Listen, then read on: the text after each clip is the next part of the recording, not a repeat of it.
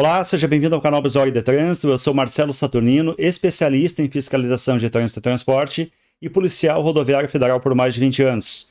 E o assunto de hoje é como funciona a fiscalização do consumo de álcool e outras substâncias psicoativas pelos condutores. Quer saber um pouquinho mais sobre isso? Então, vem comigo!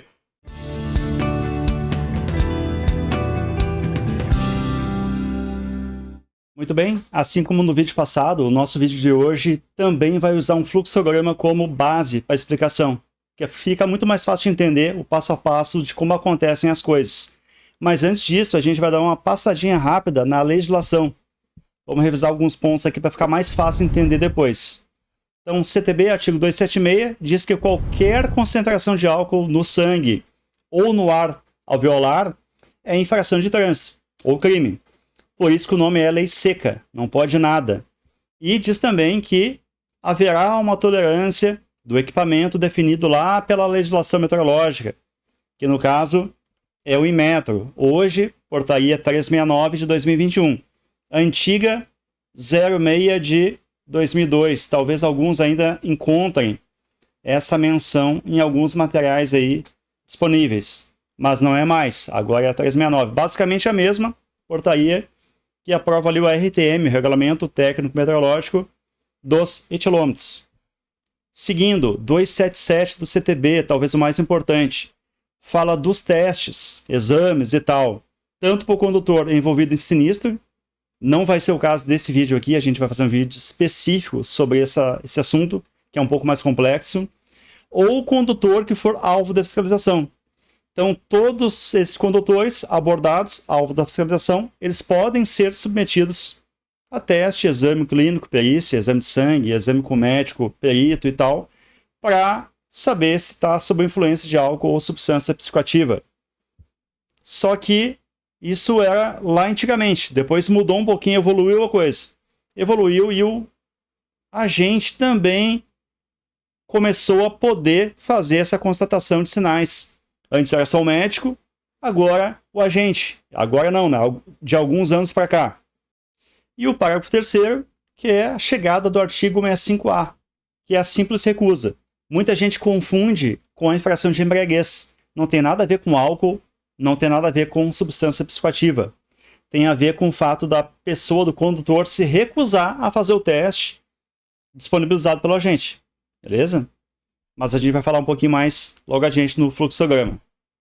E o CONTRAN disciplinou, até porque o 277 ali fala que os testes, os exames serão disciplinados pelo CONTRAN, assim como a questão da constatação de sinais pelo agente.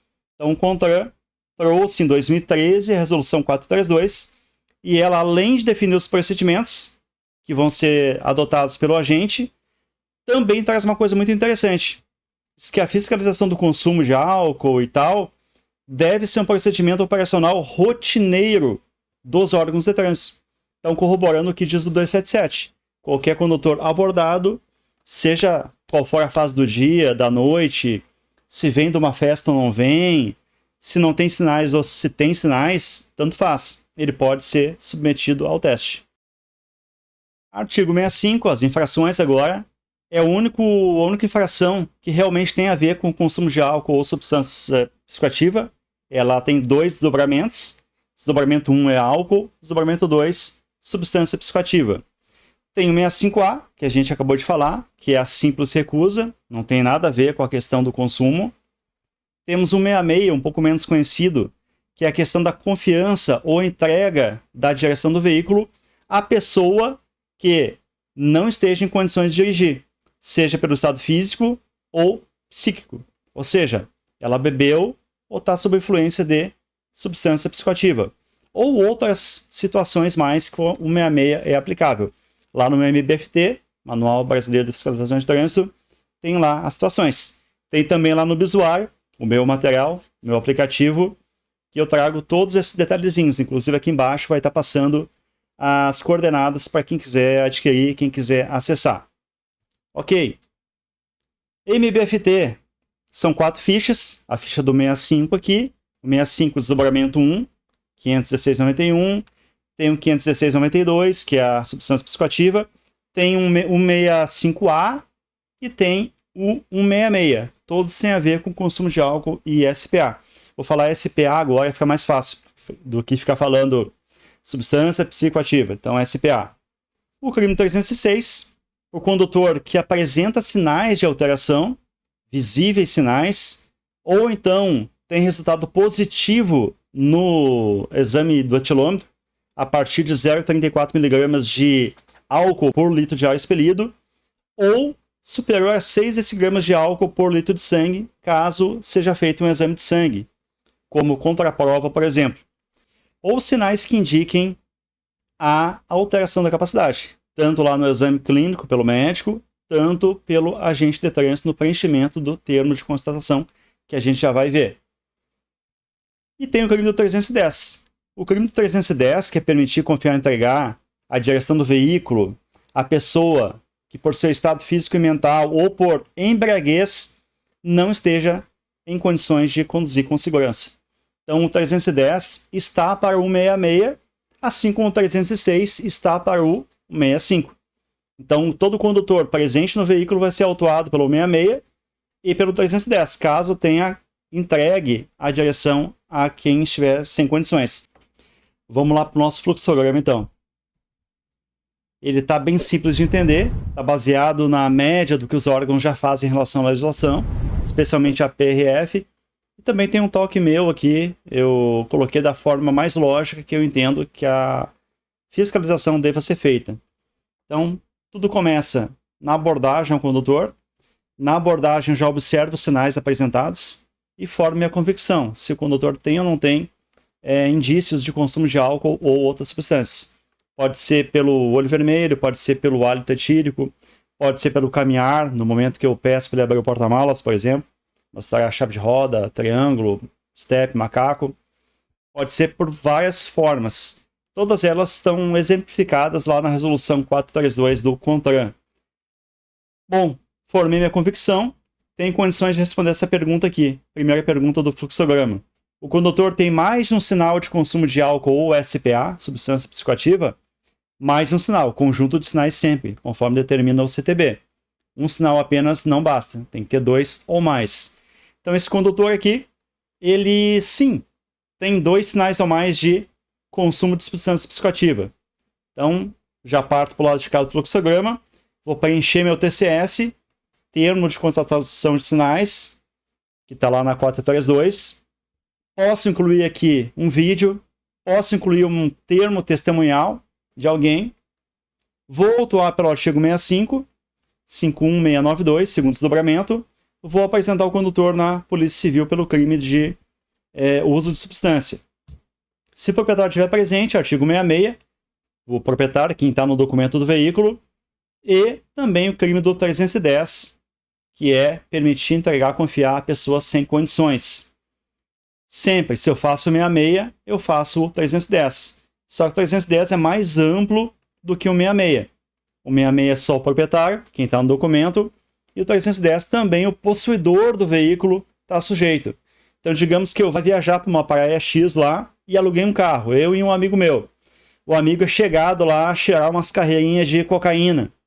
Aí no caminho ele faz uso da substância, trocamos de lugar, por algum motivo, não sei, e somos abordados pela PRF, digamos assim. Aí o que acontece? Vai ter autuação lá para o condutor, não vai ter autuação do 66, porque não houve confiança ou entrega por parte da locadora, porque o carro está na minha posse, eu sou possuidor, mas vai ter o crime para mim do 310. Então é um crime de menor potencial, pode ser um TCO, mas como ali o carro já está indo, o carro que é da minha posse já está indo para DP, mais o condutor apresentado pelo 306, que é flagrante, certamente eu vou junto também, vai ser feito o registro simples lá na DP, para dar start ao procedimento, ao inquérito. Ok, já matamos aqui a questão da substância psicoativa, SPA. Vamos ao segundo caso. Abordei o condutor, ele não tem sinais nenhum de consumo de álcool. O que eu faço? Ofereço o teste preliminar, que é o teste realizado até 15 minutos após a abordagem. Por que 15 minutos? Porque é o tempo suficiente para o álcool existente nas vias aéreas superiores evaporar. Então, digamos que o condutor está vindo ali comendo um bombom de licor, usando spray de própolis, ou alguns até, né, abrindo o Listerine, colocando no copinho, colocando na boca, você bochechando ali. Não sei se alguém faz isso, mas digamos que faça. Aí é abordado e claro que vai ter álcool ali evaporando ainda dentro da boca. Então, se faz o teste preliminar. Bom, ofereci o teste. O condutor aceita. Esse aqui aceitou. Sim, vou fazer. O que acontece? Faço o teste preliminar e vou ver se acusou a presença de álcool no ar expelido. Pode ser que sim. Se ele vinha comendo alguma coisa que tinha álcool, vai ter álcool evaporando, vai dar positivo. Perfeito? Mas se der negativo, é boa viagem. E se der positivo, eu não sei ainda se é álcool que ele bebeu mesmo ou não. Então vou orientar ele a aguardar mais um pouco para fazer o exame evidencial, que é o exame que vale mesmo com a medição. Aí ele vai ficar lá aguardando, vai chegar o momento de fazer e eu vou perguntar: aceita fazer o teste evidencial no etilômetro convencional, soprando mesmo? Sim, ele aceita. Então é feito o teste evidencial. E depois que o condutor realiza o teste evidencial, digamos que deu positivo ali no etilômetro, ele pode requerer um segundo teste, um reteste como contraprova. Muita gente oferece, alguns órgãos oferecem o segundo teste, e aí comparam os dois, o que dá menor usa, mas não tem nada escrito na legislação de trânsito. Na verdade, está escrito que ele deve ser submetido a um teste evidencial, um teste único, e aquele teste serve como prova de cometimento da infração ou do crime.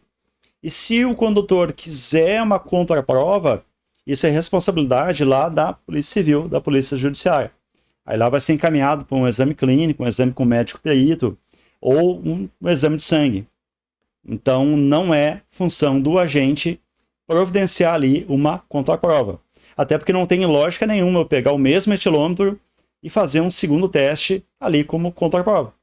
Até porque lá depois, o condutor que foi pego dirigindo embriagado, ele vai contestar o equipamento. E aí, numa paulada só, ele mata dois coelhos. Mata o teste original e o teste que seria a contraprova. Por isso que não é responsabilidade do agente, e sim da Polícia Judiciária. Está bem escrito isso lá no MBFT, na ficha do 65. Esse teste, qual foi o resultado? Se der até 0,04 mg de álcool por litro de ar expelido, medição realizada ali no visor do equipamento, tirando a tolerância da portaria 369 de 2021 do IMETRO, vai dar valor considerado zero. Se for zero, então é boa viagem. Então, a maioria dos casos vai ser assim: o condutor aceita fazer o teste, não deu nada, boa viagem, ou deu alguma coisa, ele faz o evidencial, aí vai provar que não tem nada, boa viagem também. Mas pode ser que não dê 0,04, dê 0,05, 0,10, 0,20 ou até 0,33 de medição realizada, que equivale a 0,29 de valor considerado. Nesse caso, infração administrativa, artigo 65. E se o proprietário estiver presente, 166 mais o 310. Opa, 310? Sim, 310. Porque aqui a gente não está falando do condutor. O condutor não comete crime, infração administrativa. Mas o crime do proprietário ou possuidor acontece da mesma forma. Porque lá no 310 não existe essa discriminação de quantidade de álcool no sangue. Qualquer quantidade é crime pela entrega ou pela confiança. Perfeito? Então, nesse caso, fim da história. Ué, não tem boa viagem? Não, para esse caso aqui não teve, né? Certo? Até porque o carro vai ser recolhido para o depósito ou vai ter que aguardar um novo condutor, não vai poder seguir dirigindo. Aí, vamos voltar aqui de novo. O resultado foi maior que 0,34, aliás, 0,34 mg de álcool por litro de ar ou mais, que equivale a um valor considerado de 0,30 ou mais. Preenchimento do TCS, nesse caso aqui é opcional, para reforçar, de repente, ali eu sinto que, poxa, esse meu teste de estilômetro aqui, não sei, vai que ele caia lá na frente. Tanto no âmbito administrativo quanto no judicial, vá que a pessoa evolua, né, no aceite que foi abordada depois de beber, certo? Então, pode fazer o TCS, acrescentar vídeo, acrescentar um depoimento de terceiro. Ok. Autuei pelo 65, primeiro desdobramento, 56191, e apresentei o condutor na Polícia Judiciária. Que é a mesma coisa lá do SPA, o 66, mais o 310 para o possuidor ou para o proprietário. E fim da história. Vamos voltar lá no início agora para um outro caso diferenciado. Abordei o condutor, não tem sintoma, ofereci o teste. Só que dessa vez, ele não quis fazer. Se recusou. Então, nesse caso, o veículo dele vai lá para um canto e ele vai ser alertado que essa primeira recusa, ok, é preliminar, é só uma triagem, mas ele vai ter que fazer um segundo teste, lá do minuto 16 em diante, que é o teste realmente que mede a quantidade de álcool, é o teste evidencial no etilômetro convencional. Se ele recusar novamente, aí vai ser autuado e a autuação, a infração, tem as mesmas penalidades da infração por embriaguez. Só para ele ficar ciente que pode acontecer isso.